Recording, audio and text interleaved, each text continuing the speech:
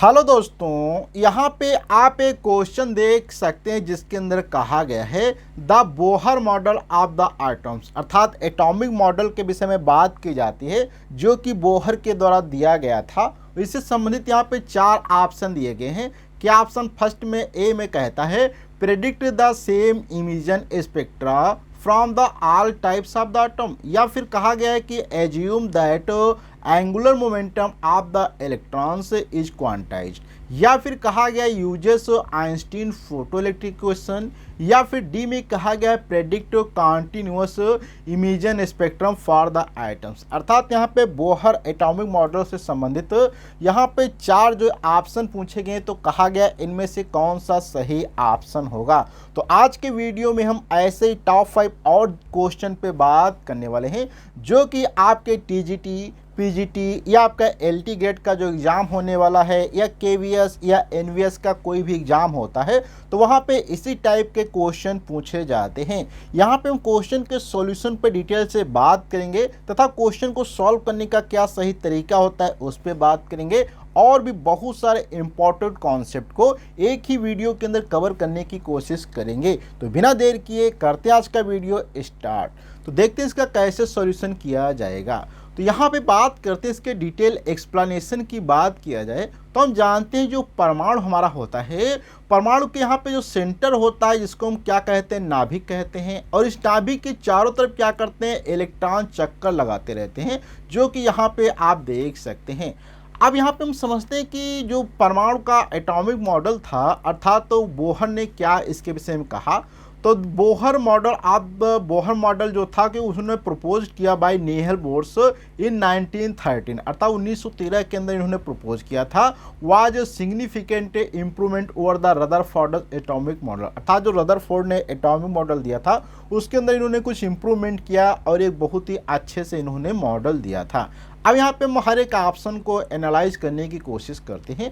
तो first option में बात करें क्या कह रहा था कि predict the same emission spectra for all types the atoms, ये कह रहा। तो यहाँ पे बात करें बोहर का जो एटॉमिक मॉडल था उन्होंने कहा था प्रेडिक्ट डिफरेंट इमिशन स्पेक्ट्रा, अर्थात क्या होगा, सेम नहीं होगा, डिफरेंट जो होगा इमिशन स्पेक्ट्रा होगा for different atoms because each element has a different nuclear charge and which affect the energy levels and दस स्पेक्ट्रल लाइन्स। कहने का मतलब यह है कि प्रत्येक एटॉमिक अर्थात जो अलग अलग डिफरेंट आइटम्स होंगे तो उनके जो इमिशन स्पेक्ट्रा होंगे वो अलग अलग होंगे, सेम नहीं होंगे। इसलिए हमारा जो फर्स्ट वाला ऑप्शन क्या हो जाता है वो हमारा इनकरेक्ट हो जाता है।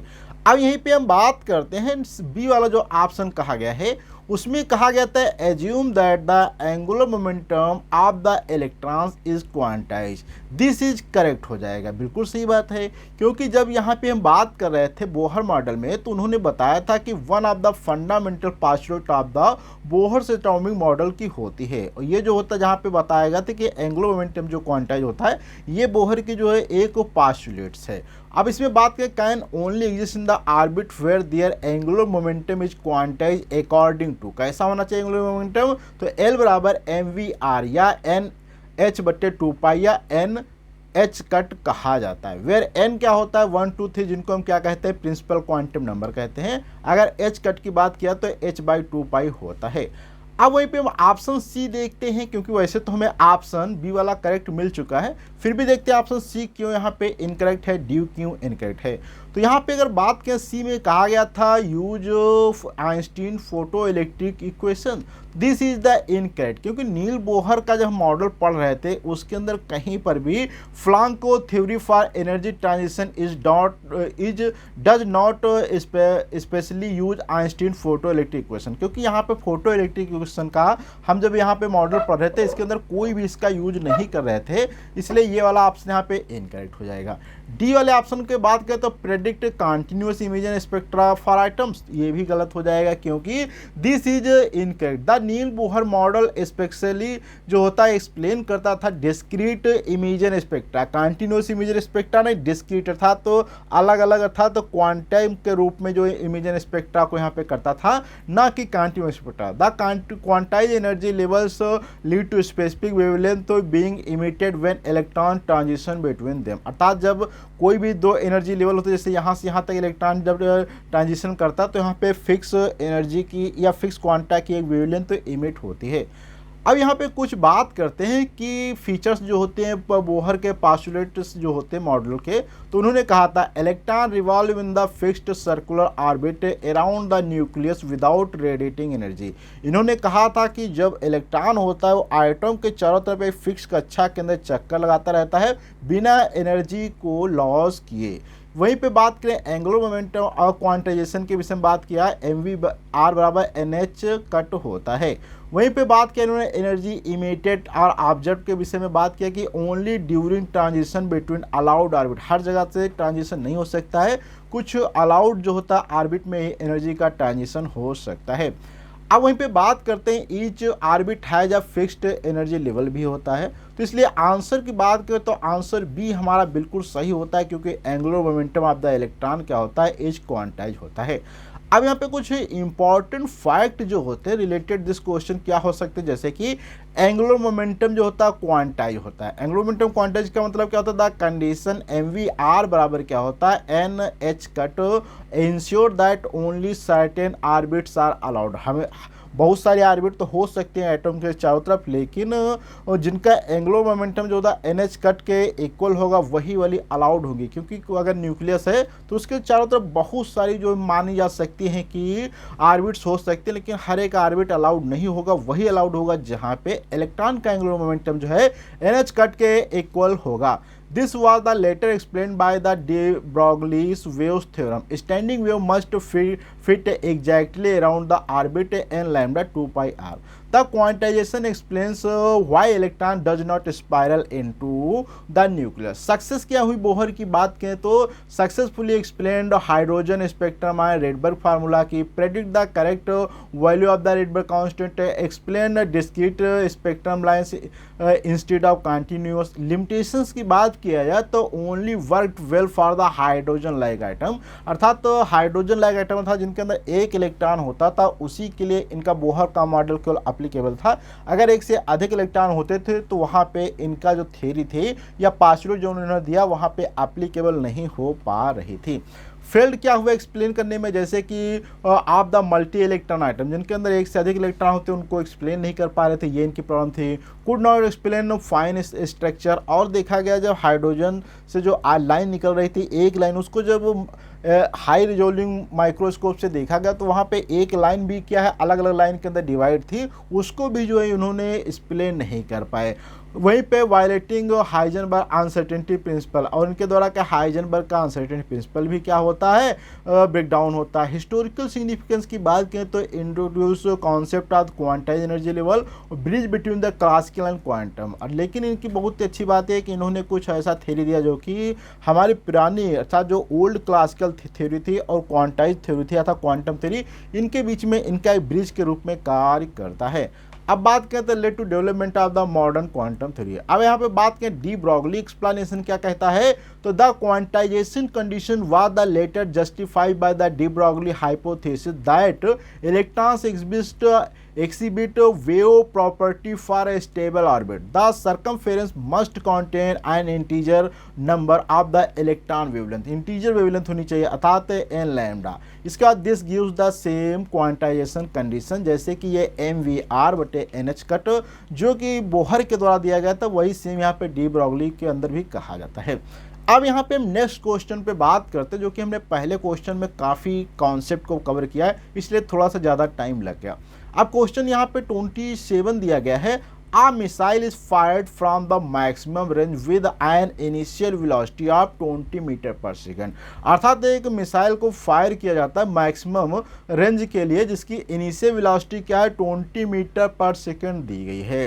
इफ द जी बराबर 10 metre per second the range of the missile is 40 metre, तो बी क्या हो जाएगा 50, तो यहाँ पे 60 मीटर या 20, अर्थात यहाँ पे ऑप्शन ए में कहा गया 40 मीटर होगा, 50 मीटर होगा, 60 मीटर होगा या 20 मीटर होगा, क्या होगा। तो यहाँ पे बात करें तो हम जानते हैं ये जो हमारा क्वेश्चन होने वाला है based on the projectile motion में, तो यहाँ से ये जब क्या किया गया 45 डिग्री पे अगर यहाँ से हम क्या करते हैं मैक्सिमम की बात किया जाए तो लगभग 45 पे ही लॉन्च किया था। अभी हम बात करेंगे कि 45 पे ही एंगल क्यों आता है। तो यहाँ पे पूछा गया है कि ये जैसे लॉन्च एंगल, तो launch angle 45 degree, initial velocity की 20 है ग्राउंड यहाँ से, तो ये इस प्रकार से लॉन्च किया गया।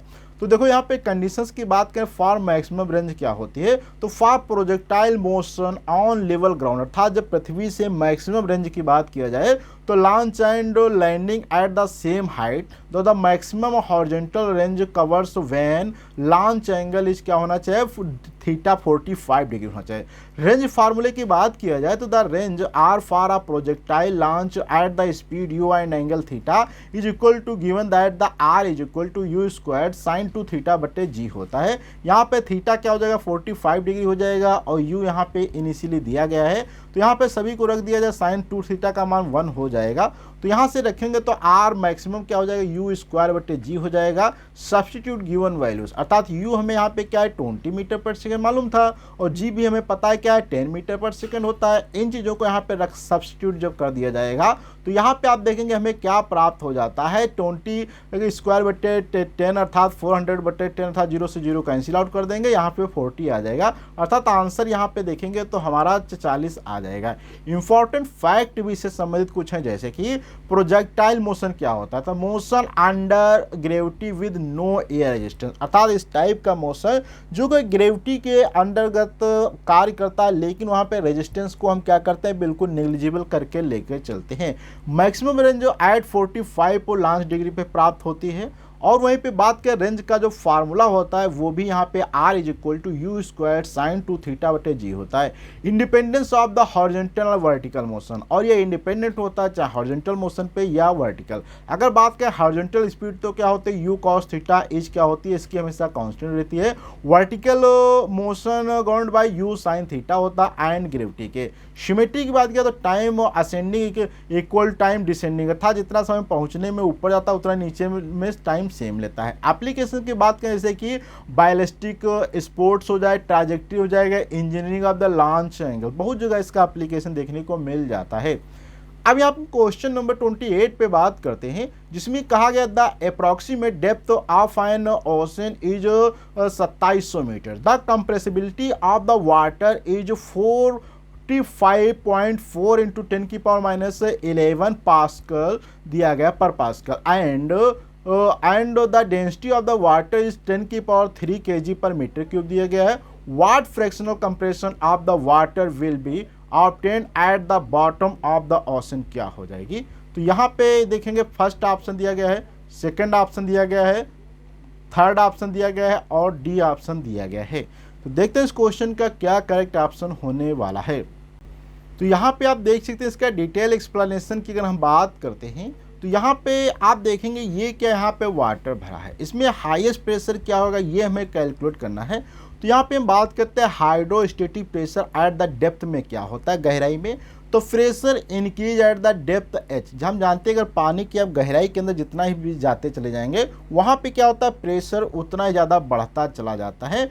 Fluid of the density rho, अगर डेंसिटी रो उसकी दी गई है फ्लूइड की और तो एच हाइट में वहाँ पे क्या हो जाएगा प्रेशर के लिए आप देखेंगे रो जी एच, ये इसका क्या होता है यहाँ पे गहराई के अंदर आपको प्रेशर देखने को मिलेगा। अब यहाँ पे अगर रो की बात जी की बात तो या और एच अगर यहाँ पे सब्स्टिट्यूट कर दिया जाए तो यहाँ पे हमें डेप्थ के अंदर हमें, तो यहाँ पे आप देख सकते हैं डेप्थ के अंदर इसको सॉल्व करने पे हमें यहाँ पे प्रेशर जो है आसानी से मालूम हो जाता है कि 2.7 इंटू 10 की पावर यहाँ पे निकल के आ जाता है जो कि 7। अब इसी प्रकार से फ्रैक्शनल वॉल्यूम चेंज वाइवा की बात किया जाता है, कंप्रेसिबिलिटी क्या होती है वाया कंप्रेसिबिलिटी के relates fractional volume changes to pressure change, तो डेल वी बटे वी क्या हो जाएगा के डेल पी हो जाएगा। तो यहाँ पे के का मान भी दिया गया, इसको पुट करेंगे डेल्टा वी बटे वी, तो यहाँ से देखेंगे तो फ्रैक्शनल चेंज यहाँ पे हमें क्या प्राप्त हो जाएगा, ये यहाँ से आंसर आपका बी वाला करेक्ट हो जाएगा। अब इसी में कुछ इंपॉर्टेंट फैक्ट की बात करें जैसे कि hydrostatic pressure in the fluid क्या होता है, इंक्रीज लीनियरली वेट डेप्थ के लिए फार्मूला यहाँ पे हमने लिख दिया है। कंप्रेसिबिलिटी के इज डिफाइंड कैसे होती है, के बराबर 1 बटे माइनस के इज इक्वल टू 1 बटे माइनस के साथ रहेगा वी डेल वी बटे डेल पी होता है, जहाँ पे के गिव्स डेल वी बटे वी। इसी प्रकार से टिपिकल वैल्यू वाटर कंप्रेसिबिलिटी की बात करें 10 की पावर माइनस 10 होता है, only percent level volume changes. इसी प्रकार से आप इसको डिटेल से पढ़ सकते हैं। अब यहाँ पे आज का क्वेश्चन जो हमारा दिया गया है 29, intensity of the electric field, क्या पूछा गया है? Intensity of an electric field E due to a dipole depends on the distance R, अर्थात अगर कोई डाइपोल है तो उसके कारण इलेक्ट्रिक फील्ड किसके ऊपर डिपेंड करती है? यहाँ पे दिया गया 1/r के 1/r square 1/r cube 1/r की पावर 4। तो डिटेल एक्सप्लेनेशन पे बात करते हैं। इलेक्ट्रिक डाइपोल में क्या होता है? एक प्लस चार्ज होता है, एक माइनस चार्ज होता है और बहुत ही अल्प दूरी से बीच में क्या सेपरेट होते हैं। तो इससे किसी डिस्टेंस आर पे यहाँ पे निकाला गया है। कैसा? इंटेंसिटी किसी आर डिस्टेंस पे निकालना चाहते हैं तो हमें क्या प्राप्त होगा? देखो, an electric dipole consists of the equal and opposite charge plus q and minus q separated by a small distance d. The dipole moment is defined by p is equal to q into d होता है। General field of a point charge falls off as 1/r square.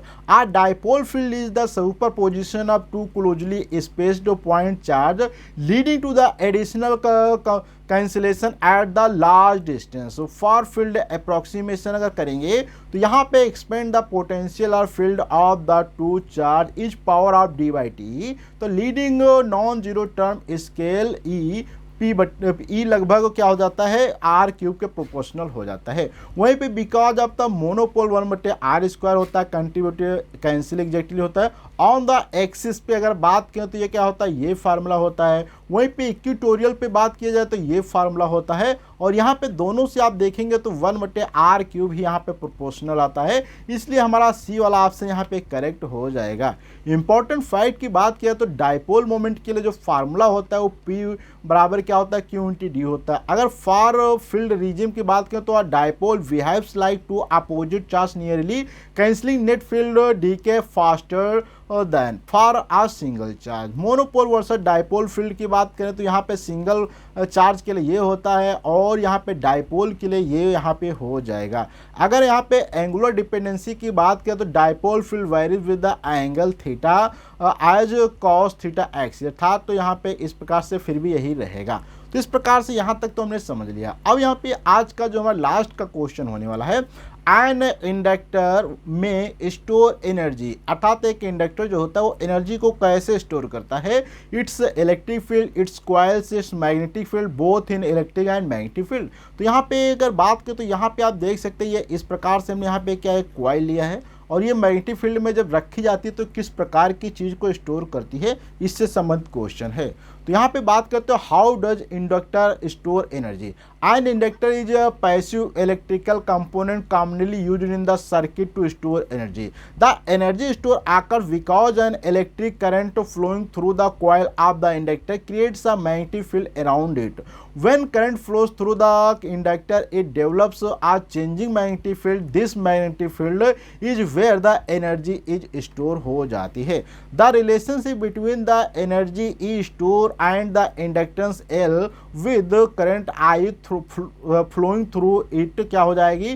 E बराबर 1/Li square होता है। Expansion of the अगर बात करें explanation हर option की तो फर्स्ट वाला इलेक्ट्रिक फील्ड तो इनकरेक्ट, क्योंकि inductor does not store energy as an the electric field. B में बात करें it's coil incorrect, while the coil is the physical medium तो the energy is not stored. वहीं पे बात करते हैं सी ऑप्शन में द मैग्नेटिक फील्ड करेक्ट, क्योंकि all the energy stored in the inductor is stored in its magnetic field. D वाला option both electric and magnetic field, तो magnetic field करता है लेकिन इलेक्ट्रिक फील्ड नहीं करता, इसलिए ये भी हमारा क्या हो जाएगा? इनकरेक्ट हो जाएगा। इसलिए यहाँ पे सी वाला ऑप्शन हमारा केवल करेक्ट देखने को मिल जाएगा। अब यहाँ पे बात करते हैं रोल ऑफ मैग्नेटिक फील्ड क्या होता है। The fundamental property of an inductor is its ability to oppose changes in current due to magnetic field it create. This opposition is defined by the inductance measured in Henry. Inductor versus capacitor की बात किया जाए तो inductor में जो energy होती है वो 1/2 स्क्वायर होता है। वहीं पे कैपेसिटर के अंदर क्या होता है? एनर्जी का फार्मूला 1/CV स्क्वायर होता है।